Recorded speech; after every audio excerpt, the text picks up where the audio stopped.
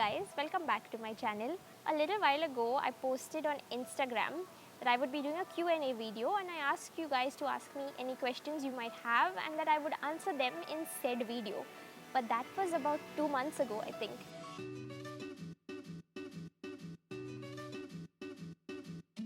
I've tried to record this at least twice, but I always keep having some or the other technical difficulty, and once I just kept on talking.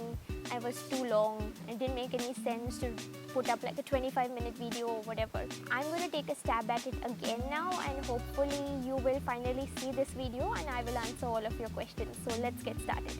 Ruchi Matre has asked me how old I am. So Ruchi, on 9th of April I turned 23. Janet has asked me where do I see myself 5 years from now with regards to blogging, vlogging and basically everything social media. I knew Janet 5 years ago. She was my college friend. I was already blogging at that time. I completed 6 years in January, but I was just doing it as a hobby out of like a passion that I had. I don't think I'd started my beauty and fashion blog, but I had my lifestyle blog. I used to blog regularly. It was really random. And I didn't really have the guts maybe to tell anyone, because at that time most people didn't even know what a blog was.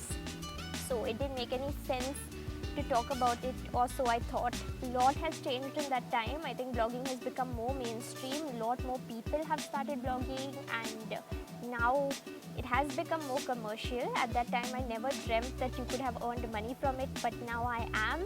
I think that's the best thing, being able to actually make a living out of something that you truly love doing. But the bottom line is I didn't really know it would come to this, and so I don't think anyone can predict this. I know there are always tech pundits trying to tell you what will happen 5 years from now, but I don't think anyone really knows what will happen. I definitely don't know what will happen, so we'll just have to wait and see, I guess. Shruti Vaiti has asked me who is my inspiration on YouTube and my favorite Indian YouTubers. I don't really have an inspiration on YouTube, but there are so many people doing absolutely rad stuff that I love watching, and I'm just completely floored by the new videos that they put out. I think among the international ones, I really like Helena from It's Lena Mar. I like Jen from Clothes Encounters. I like Jess from Sunbeam's Jess, and there are many more. I keep finding new ones and I think I keep forgetting to mention them. Among Indian YouTubers also, there are so many people doing really awesome stuff. I love watching Komal from Delhi Fashion Blogger, Sonal Sagaria, Debashri, and these three are people that I'm lucky enough to call my friends as well. I will put everyone's links in the comments below, so please go check them out if you haven't already. There's also Dwani Bhatt, Larissa Disa, so many other people that are doing really awesome stuff, and I know that I have forgotten to mention someone. I'm just really sorry. I should have written this down. Shruti has also asked me what's one beauty tip that I swear by and one product that I can't live without. Now I'll just mention 2 beauty tips, and I think the first thing is definitely to be very regular with taking off your makeup, because that's really important for the health of your skin. It's not healthy to be wearing makeup like all the time and for many hours. There's a lot of makeup out there that promises that it will last for 12 hours and 18 hours and God alone knows how long. But basically, it's important to let your skin breathe, and however tired you're feeling, get makeup wipes or something and remove your makeup before going to sleep.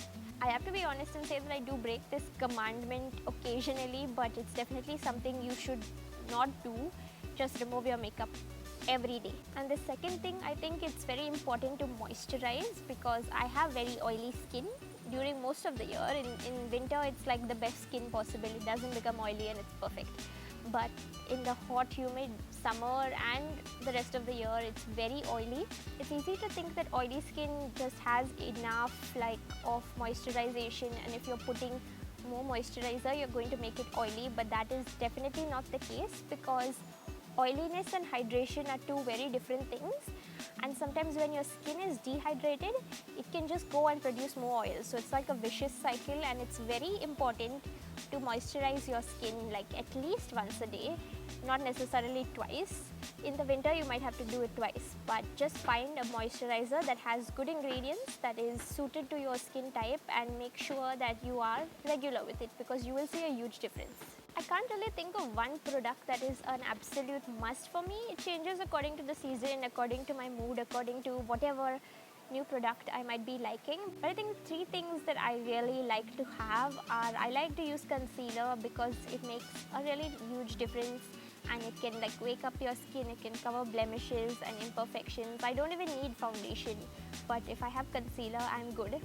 Secondly, I really like to use eyeliner because you see I almost never go without my winged eyeliner just because I think my eyes are really small and the eyeliner just opens them out a little bit. Thirdly, again, I really like using mascara because I have naturally very long lashes and there's a good amount of them as well.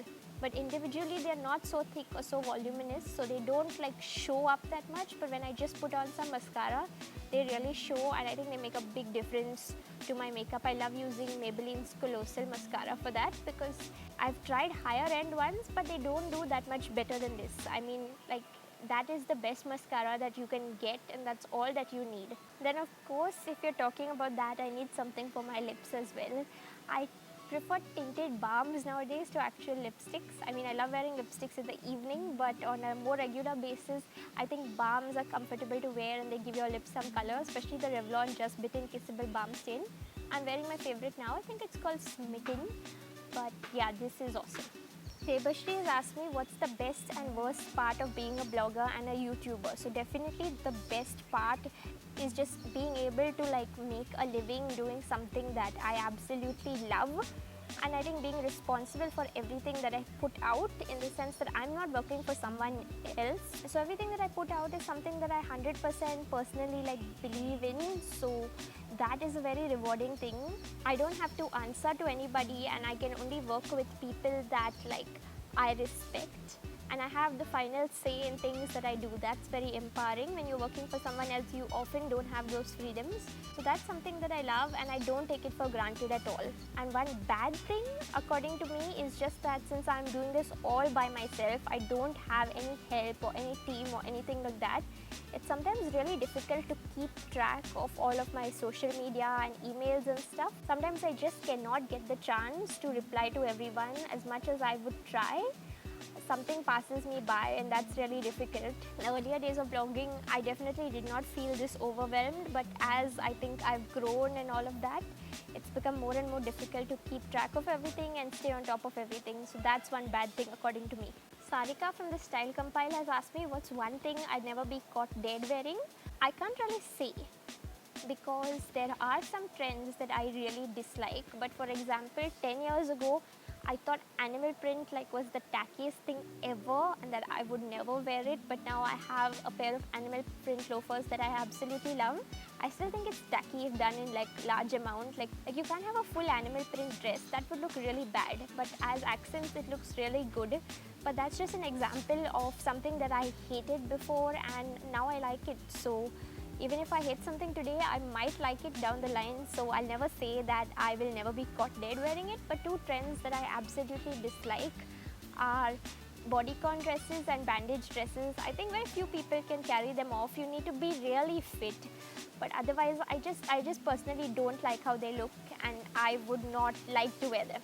Nail It Sus has asked me on a scale of 0 to 10, how hard is vlogging? So I would say when you're just starting out, it's a very intimidating and daunting task. It's very difficult because in India especially, it's a crowded place and people always love to stare. People always love to not mind their own business. In fact, I'm filming now and I think there's someone behind the wall here just continuously staring at me. So that is definitely difficult at first, especially for me because I am like a really awkward, shy person. I don't like commanding attention to myself outside. I don't like being loud or anything, so it was difficult for me to vlog at first, and I can honestly say that I didn't have the guts to do it in the beginning. Even if you watch my travel vlogs from last year when I went to Kerala, it was easy for me to film everything that was happening in front of me. But even though people were telling me that I should put myself in my vlogs, I did not have the guts to do it. It was really difficult. But the good news is the only way that you're going to be comfortable with vlogging is to actually start doing it, because once you start doing it, once you get used to it, it becomes really easy. So I think you should just not make excuses, not procrastinate, and just start. Practice somewhere or whatever. And this is just one of those things that the more you practice it, the more you'll get really comfortable with it, and it'll be nothing. Now I don't even care. I can vlog almost anywhere. I don't care if people are staring at me, and you become really besharam, but in a good way. So if you want to start vlogging, that's like advice that I have. And right now, since I'm so used to vlogging, I think it's like a difficulty of 1, just because sometimes I don't remember to take out my camera when interesting stuff is happening. Maggie has asked me how would I define my love for traveling. Now I don't really know how I would define it. It's just something that I really like doing. I've never really thought of why I travel, so this answer might not make all that much sense, but I think it's something that I really like doing because like traveling is something that my parents have kind of done with me since I was young, and it's a great way to just see new cultures, to see new places, to try new food, and to just open up your mind, because I think that when you stay in the same place for long, you can just kind of be in a bubble and only think in that small bubble. But when you travel to wherever you're going, you just kind of see how different people live, how different cultures live, and you realize that like you are really tiny in this world. There's so many different people out there. So I think that is the one reason I really like doing it. It's just a nice way to break away from living in like a city. Like Bombay is an amazing city, and I almost can't see myself living anywhere else, but sometimes it gets really dreary, really tiring. A really hectic city can just suck all of the life out of you, and traveling is a great way to bring it back. And you could also say that I travel to appreciate my city more, because whenever I travel for a long time, then I also miss Bombay and I like coming back to Bombay. Advaita has asked me where would I like to travel next. I don't really know. I try not to make these plans too much in advance, just because if you read my lifestyle blog recently, I finally wrote about what happened last year, which is when that I had planned a trip to Croatia. Croatia is a small country in Europe, so I really wanted to go there because I read so much nice stuff about the place. It seems like a wonderful country, so I really wanted to go to Split, and we had all our bookings in place. It was supposed to be me and my parents, but like my mom's visa was rejected on a really small technicality. So that was really heartbreaking because it happened just a couple of weeks before we were supposed to fly, and these visa things can really be frustrating, but they happen very often. Like your visa is denied for no good reason. So after that, I was put off making travel plans for a while because this was my idea and it didn't pan out. Recently, I've been traveling a lot within the country, within India, because there's no reason to go abroad that much when you haven't seen the country. India is such a large and diverse country. I don't need to tell you that, but it has so much to offer in terms of like cuisine, in terms of climate, and in terms of like architecture and everything. There are so many different places, and recently I've made it my mission to see at least some of those places. I've gone to Tamil Nadu, which is a wonderful state, and I really like it there. I want to see Pondicherry as well. I haven't been, and I want to go to Chennai. Chennai is also in Tamil Nadu. I want to go to the northeast definitely. I've read a lot about Sikkim. I want to possibly go to Kashmir as well. So those are things on like my travel list. I don't know when I'll visit them, but I hope it'll be soon. Michelle Zatelia has asked me where did I get my tattoo from and how much did it hurt on a scale of 1 to 10. And Roanna, Jupiter Sky, has also asked me whether I want to get any more tattoos. So I'll address them kind of together. I got my tattoo from this wonderful artist called Kevin Andrade. I will leave a link to his Facebook page in case you're interested in checking him out. It definitely hurt a lot, but at that time it was something that I really wanted, and when I'm very determined to get something, like nothing can deter me. So even though I was scared of needles, and I still get very scared at the thought of an injection or a blood collection, I really wanted to do it. So I just went ahead and did it. Tattoos hurt a lot more when it's over bone, and back then I was a lot skinnier, so it did hurt on my shoulder blades, and it hurt on like my collarbone, and it did hurt on my lower back as well, and also my spine. Wherever there was bone, my back tattoo hurt quite a bit, but it hurt less on other places, and the outlining hurts a lot more because it's like a thick dark line, but the shading doesn't hurt as much. It just feels kind of like scratches, and that was quite a lot easier to sit through. And I definitely do want more tattoos, Joanna, but I have quite a lot. I have 4 tattoos, out of which one is so big. So I'm taking it slower now. I am due to get this tattoo touched up because it's about 4 or 5 years old.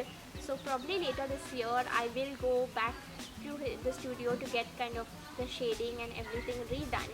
At that point I may get another, but it won't be very big, and I'm still kind of zeroing in on the design. So Michelle's Atelier has also asked me, are you like your true self in your videos? Like, I imagine you to be so much more fun with your tattoo and your hair and your personal style. You seem very persistent on videos. So in a way I think yes and no. I'm definitely like my true self in my videos. I'm not kind of putting up a persona or anything. This is how I am. But at the same time I am kind of little more serious while doing my videos because like if you meet me in person I'm much more casual, I'm much more easygoing, but when I'm making a video I don't want to waste your time. Usually I'm making it about like some beauty items, so I strive to like tell you as much information as I can about the product or whatever. I strive to be clear and detailed so that you will like learn something or you will like get some information. So that's why I might seem a little more persistent, and even now I'm trying to keep my answers to the point and give you the answers that you need without rambling on forever. So I am a little different in real life. I'm very shy at first and I am much more easygoing. So I think we should definitely meet quickly and then you'll know for yourself. Michelle has also asked me that who inspired you to make YouTube videos. So no one in particular. I was just watching a lot of YouTube videos, especially SC Button. I was watching so much SC Button. Earlier, I thought that I would never join YouTube just because I am like a really awkward person and I'm comfortable behind the camera, but I didn't think I would be comfortable in front of it. But then I just kind of got excited and the YouTube community seemed like quite a fun place to be. And I just wanted in. I wanted to be a part of it, and I like was so excited. For a month before starting my YouTube channel, I was like, yes, I'm doing this, and I bought whatever I needed and I did it. So if you also want to start a YouTube channel, that is just how you start. You just get really excited about it and go and do it. Michelle has also asked me, has anyone ever randomly recognized you in public? Yes, there was one time that definitely comes to mind. I was shopping at like my favorite grocery store in Hawaii, and I was like, I think I was having a bad day, I don't remember. But this lady recognized me. She was very sweet and she just asked me, are you Magali? And she said she read my blog. She even opened up my Instagram page and showed it to me. I was really stunned because I didn't expect anyone to recognize me, and I don't know, like I was very awkward with her, and it's just because I was really surprised. She was very nice and I just felt like I didn't behave properly because I can be a really awkward person in real life. Like even if I'm friends with someone, it takes like 2-3 good long meetings with that person for me to be able to open up and talk to them freely. So I'm sorry if you're watching this if I behave weird. That's just how I am. I'm a really weird person, but it was very sweet of you to come up to me, and I hope next time someone recognizes me, I'm not that weird. Please don't be scared, just come and say hi if you recognize me and we'll chat. Sarah Pinky has asked me, how did you start having an interest in doing these things? I don't know, I have had blogs since a very long time. I had a blogger.com account since before Google bought it over. I was very young, I didn't know what I was doing, and my blogs were just a place to be me and rant, and it was just like a personal blog. Back then I don't even think like most Indians knew what a blog was. Then it started becoming more common, but I was not serious. I used to keep creating blogs and deleting them. When I joined college, I decided to get like a little more regular with my blogs. Just decided to stick to something and not be a quitter, because it's easy to start like 10 different blogs and quit them. But I decided that I would just keep one blog and I would see it through. So I started blogging somewhat personal stuff, and I started incorporating things that I liked into it. Like I remember when I first bought my DSLR and I was blogging a lot more about photography. I used to shoot so much on film as well. It's something I really want to get back to. So whatever I liked, I decided to share on my blog. Rohanna has asked me that back when I started my blog, did I know what I wanted to make of it? I definitely didn't. I started them with like a general idea, but I know that I constantly change as a person, especially then I was a teenager. So I think teenagers change their mind more than adults. Correct me if I'm wrong. So I just started it with an idea and I decided to take it like any direction that it wanted to go. If I started liking something more, I decided to incorporate it into my blog. If I stopped liking something, I would not blog about it, because I think my blogs are an extension of myself, and so they are just about the things that I like, and that is that. A lot of blogging websites will tell you that you need to have a niche and all of that, but there's no use just blogging in one niche when you don't like that thing. The greatest thing about having a blog of your own is that it can change and evolve with you just as you do. Roanna has also asked, will I ever film a random Q&A session with my mom? Yeah, why not? I'll have to convince her, but I'm sure it can be done. I am definitely open to it. So I basically got to everyone's questions and I'm happy about that. Thank you for watching this video. If you liked it, please give it a thumbs up. Make sure to follow me on Instagram if you want to know whenever I'm doing a Q&A video next. You can ask me your questions there. And bye-bye.